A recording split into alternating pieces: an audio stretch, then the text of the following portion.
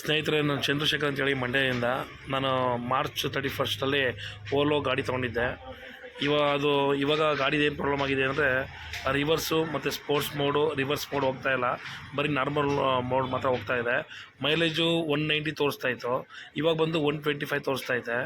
ಅದನ್ನು ನಾವು ಶೋರೂಮಲ್ಲಿ ಹೋಗಿ ಕೇಳಿದ್ರೆ ಅವ್ರು ಹೇಳ್ತಾ ಇದ್ದಾರೆ, ನೀವು ಟೆಕ್ ಪ್ಯಾಕ್ ಅಂತ ತೊಗೋಬೇಕು, 4,000 ರೂಪಾಯಿ ಆಗುತ್ತೆ ಅಂತ ಹೇಳ್ತಾ ಇದ್ದಾರೆ. ಆ ಟೆಕ್ ಪ್ಯಾಕ್ ಅನ್ನೋದನ್ನ ನಮ್ಗೆ ಯಾವುದೇ ರೀತಿ ಗಾಡಿ ತಗೋಬೇಕಾದ್ರೆ ಮಾಹಿತಿ ಕೊಟ್ಟಿರಲಿಲ್ಲ. ಈಗ ಏಕಾಗಿ 4,000 ರೂಪಾಯಿ ಕಟ್ಟಿ ಅಂತ ಓಲೋ ಕಂಪ್ನಿಯವ್ರು ಹೇಳ್ತಾ ಇದ್ದಾರೆ.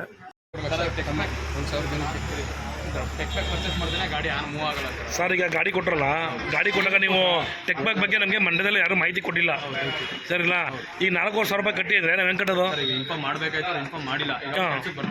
ಯಾರು ಸರ್ ಈಗ ಇನ್ಫಾರ್ಮ್ ಮಾಡಲಿಲ್ಲ, ಇನ್ಫಾರ್ಮ್ ಮಾಡಕ್ಕೆ ಗೊತ್ತಾಗಲ್ಲ ಅಂದರೆ ಯಾರ್ದು ಹೊಣೆ ಅದು? ಕಂಪ್ನಿದೇ ಹೊಣೆ ಮೇಲೆ ಕಂಪ್ನಿ ಕೊಡ್ಬೇಕು ಸರ್ 4,000 ರೂಪಾಯಿನ. ಯಾಕೆ ಸರ್? ನೀವೇ ಈಗ ಒಬ್ಬ ಮ್ಯಾನೇಜರ್ ಆಗಿ ಈಗ ಸರ್ ಮೊನ್ನೆ ಇಲ್ಲ, ಮತ್ತೆ ಒಂದು 4 ತಿಂಗಳಿಂದ ಚೆನ್ನಾಗಿ ಕೊಡ್ತಾ ಇಲ್ಲ ಗಾಡಿ ತಗೊಂಡ್ಮೇಲೆ ಅವಾಗಲೇ ಇರುತ್ತೆ ಸರ್. ಅದು ಅವಾಗಿಂದ ಬಿಟ್ಟಿದ್ರು. ಈಗ 4,500 ಕೊಡೋಕ್ಕೆ ಸರ್ ಏನು ಚಾಕ್ಲೇಟ್ ಮಿಠಾಯಿ ಸರ್? ಅದು 1,000 ಜನ 4,000 ಲಕ್ಷ ದುಡ್ಡು ಆಯ್ತಲ್ಲ ಸರ್. ಇದು ಕಂಪ್ನಿ ದಂಧೆ ಮಾಡ್ಕೊಂಡು ಕೂತಿದ್ದೀರ ನೀವು, ದುಡ್ಡೇ ಮಾಡ್ಕೊಂಡು.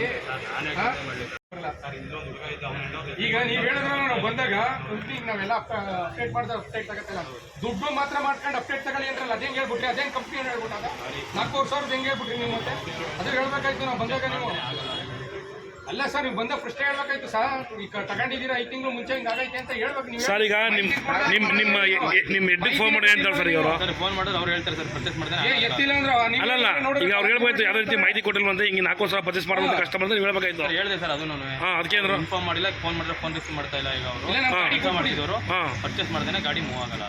ಪರ್ಚೇಸ್ ಕಾರ್ಡ್ ಮೇಲೆ ಮೂವ್ ಆಗಲ್ಲ ಅಂತ ಹೇಳ್ತಾರಲ್ಲ ಸರ್. ಈಗ ಅದಕ್ಕೆ ನೀವು ನಮಗೆ ಹೇಳ್ದಲ್ಲೇ ಮಾಡಿದ್ರೆ ಈಗ 4 ತಿಂಗಳು ನಾವು ಗಾಡಿ ಹೆಂಗ್ ಮೂವ್ ಆಯ್ತು ಸರ್ ನಮ್ಮ ಹತ್ರ?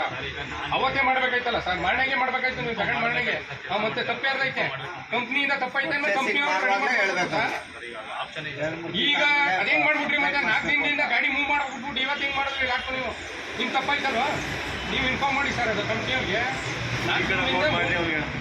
ಈಗ ನಾ ತಗೊಂಡಿದ್ದು ಕಂಪ್ನಿಯವ್ರಿಗೆ 4 ತಿಂಗಳಿಂದ ಮೂವ್ ಆಗಬಾರ್ದು, ಇಲ್ಲಾಂದ್ರೆ ನೀವು ಅವತ್ತೇ ಮೂವ್ ಮಾಡಬಾರ್ದಾಯ್ತು. ಮರಣೆಗೆ ಲಾಕ್ ಮಾಡಿಸ್ಬೇಕಾಯ್ತು ನೀವು. ಇವತ್ತು ಹೆಂಗ್ ಮಾಡ್ತೀವಿ? 2 ದಿನದಿಂದ ಲಾಕಿಂಗ್ ಮಾಡಿಸಿದ್ರಿ ನೀವು. ನೀವೇ ಅರ್ಥ ಮಾಡ್ಕೊಳ್ಳಿ. ಈಗ ನೀವು